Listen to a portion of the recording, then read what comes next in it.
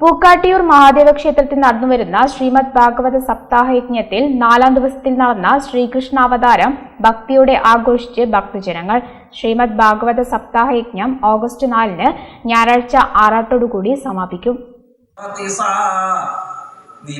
മലബാർ ദേവസ്വം ബോർഡിന് കീഴിലുള്ള പൂക്കാട്ടിയൂർ മഹാദേവ ക്ഷേത്രത്തിൽ നടന്നുവരുന്ന ശ്രീമദ് ഭാഗവത സപ്താഹയജ്ഞത്തിൽ 4ാം ദിവസമായ കഴിഞ്ഞ ദിവസം ശ്രീകൃഷ്ണാവതാരം ഭക്തിയോടെ ഭക്തജനങ്ങൾ ആഘോഷിച്ചു. രാവിലെ വിശേഷ പൂജകൾക്കും വിഷ്ണു സഹസ്രനാമാർച്ചന, വിദ്യാഗോപാല മന്ത്രാർച്ചന എന്നിവയ്ക്കും ശേഷം ഗജേന്ദ്രമോക്ഷം, പാലാഴിമദനം, കൂർമാവതാരം, വാമനാവതാരം തുടങ്ങിയ ഭാഗങ്ങളുടെ അവതരണവും കഥാകഥനവും നടന്നു.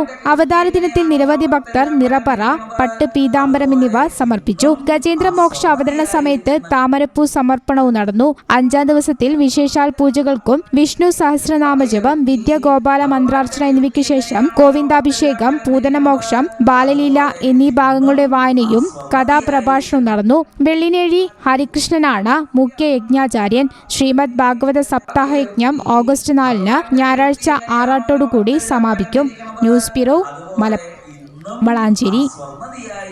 NIPMS Academy, Nisar Hospital, Valancheri. For admission 9957 08048.